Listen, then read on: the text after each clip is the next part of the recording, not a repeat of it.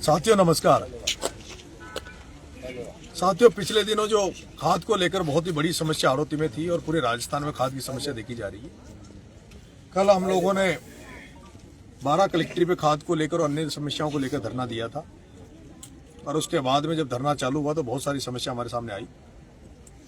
पहली बार ऐसा होगा जो ऐसा धरना था जो कल 6 बजे से लेकर अभी तक चला और जिसमें बहुत सारी बड़ी संख्या में लोग जो पीड़ित थे, परेशान थे, जिनकी समस्याएं थी वो लेकर हमारे बीच में आए और उनकी द्वारा सीधा प्रशासन से प्रत्येक एक व्यक्ति की जो समस्या लेके आए उनकी मुलाकात करवाई, उनकी बात कराई और प्रशासन ने हर फरियादी को, हर पीड़ित को सुना है और मदद करने का आश्वासन दिया है।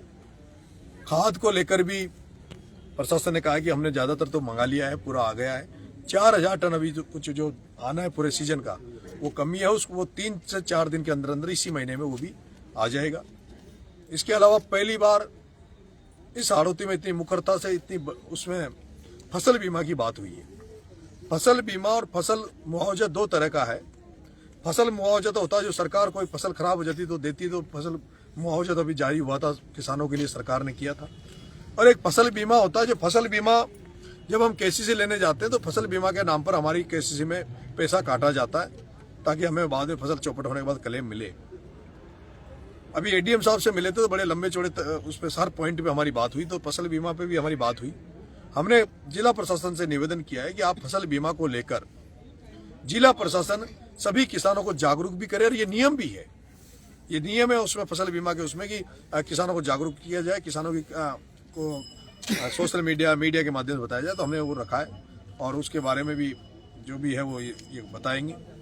उसके अलावा गौशाला हुई, शराब हुई, 31 सूत्रीय जो भी समस्या थी, चाहे वो अपना ओवर ब्रिज जो बन रहा है तेल फैक्ट्री में पटरी के ऊपर से, उसका मामला हो, चाहे रोड का मामला हो, सारी बातें हमने रखी है। प्रशासन ने हमें बड़े ही पॉजिटिवली एडीएम साहब ने और एसपी साहब से मैं अभी मिल के आया हूँ, एसपी साहब ने बात करी, जो भी एसपी साहब से संबंधित जो मामले थे उन्होंने भी सुना और तुरंत प्रभाव से अधिकारियों को उन्होंने बोला भी है इनके निस्तारण के लिए। तो ऐसे में हम इस धरने को अभी स्थगित कर रहे हैं, ये कहते हुए स्थगित कर रहे हैं कि जो हमने 31 सूत्रीय मांगे जो जिला प्रशासन के सामने रखी थी उन पर वो काम करे, उनको हल करे और आने वाले समय में हम पूरी तैयारी के साथ फिर से, अगर ये मांगे पूरी नहीं होती, हमारी समस्याओं का सॉल्यूशन नहीं होता है, तो हजारों किसानों को लेकर दोबारा से फिर अगली बार पड़ाव डालने के मकसद से हम आएंगे, जिसमें सारी व्यवस्थाओं के साथ हम हजारों किसानों को लेकर आएंगे। ऐसे में मैं और सारे साथी हम लोग इस धरने को यहीं ऑफ करते हैं और सभी से निवेदन, सभी को मैं धन्यवाद दूंगा।